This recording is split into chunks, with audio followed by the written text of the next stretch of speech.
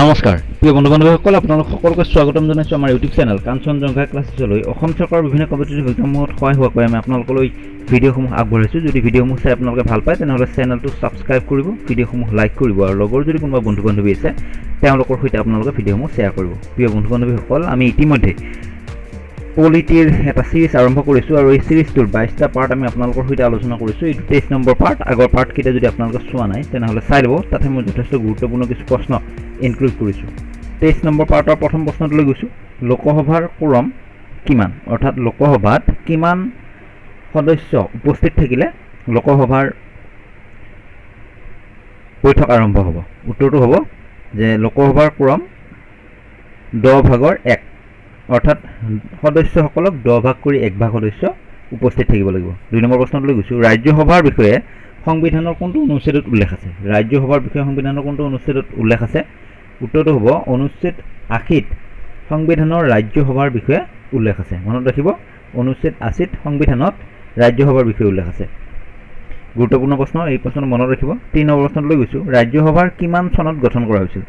ৰাজ্যসভাৰ গঠন কিমান চনত কৰা হৈছিল? উত্তৰটো হ'ব যে ৰাজ্যসভাৰ গঠন 1952 চনৰ 3 এপ্ৰিলত কৰা হৈছিল। মনত ৰাখিব, 1952 চনৰ 3 এপ্ৰিলত। 4 নম্বৰ প্ৰশ্নটোলৈ গৈছোঁ। ৰাজ্যসভাৰ প্ৰথম বৈঠক কেতিয়া অনুষ্ঠিত হৈছিল? ৰাজ্যসভাৰ প্ৰথম বৈঠক কেতিয়া অনুষ্ঠিত হৈছিল? উত্তৰটো হ'ব ৰাজ্যসভাৰ প্ৰথম বৈঠক 13 মে 1992 চনত অনুষ্ঠিত হৈছিল।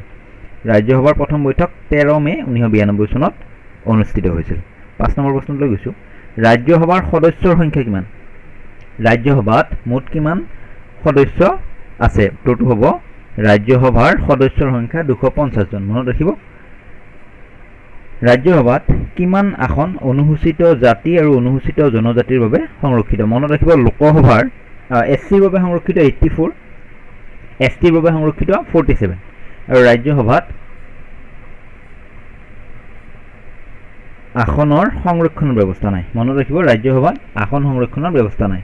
7 নম্বৰ প্ৰশ্নলৈ গৈছোঁ। ৰাজ্যসভাৰ সদস্য নিৰ্বাচন কেনেধৰণে কৰা হয়? ৰাজ্যসভাৰ সদস্য নিৰ্বাচন কেনেধৰণে কৰা হয়? আমি সকলোৱে জানো ৰাজ্যসভাৰ সদস্য নিৰ্বাচন অপ্ৰত্যক্ষভাৱে কৰা হয়, অৰ্থাৎ বিধানসভাৰ সদস্যসকলৰ জৰিয়তে তেওঁলোকক নিৰ্বাচন কৰা হয়। 8 নম্বৰ প্ৰশ্নলৈ গৈছোঁ। ৰাজ্যসভাৰ সদস্যৰ কাৰ্যকাল কিমান বছৰ?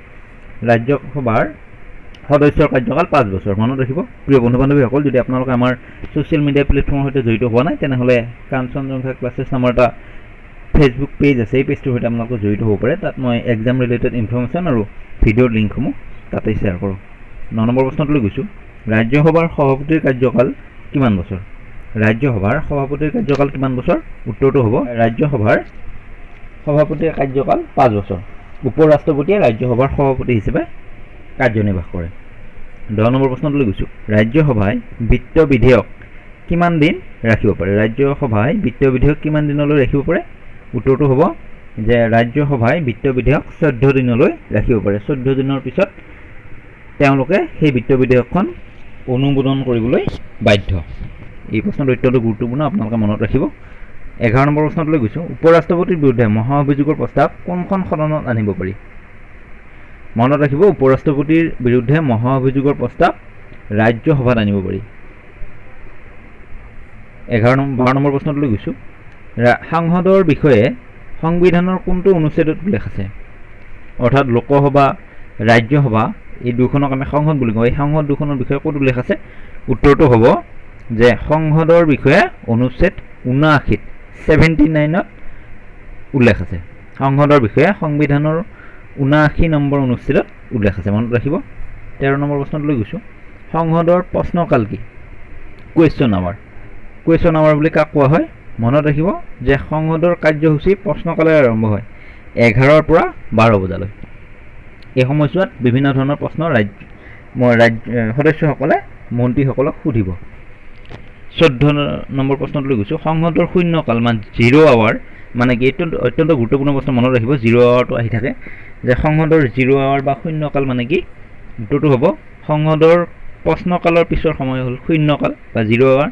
শূন্যকালত সদস্যসকলে পূৰ্ব সূচনা অবিহনে মন্ত্ৰীক প্ৰশ্ন সুধিব পাৰে। প্ৰশ্নকালত পূৰ্ব সূচনা দি পেলাই মন্ত্ৰীক প্ৰশ্ন সুধিব পাৰে আৰু শূন্যকালত পূৰ্ব সূচনা অবিহনে মন্ত্ৰীক প্ৰশ্ন সুধিব পাৰে। যদি ভিডিঅ'সমূহ চাই আপোনালোকে ভাল পায় তেনেহ'লে চেনেলটো ছাবস্ক্ৰাইব কৰিব, ভিডিঅ'সমূহ লাইক কৰিব আৰু লগৰ যদি কোনোবা বন্ধু বান্ধৱী আছে তেনেহ'লে তেওঁলোকৰ সৈতে আপোনালোকে ভিডিঅ'সমূহ শ্বেয়াৰ কৰিব।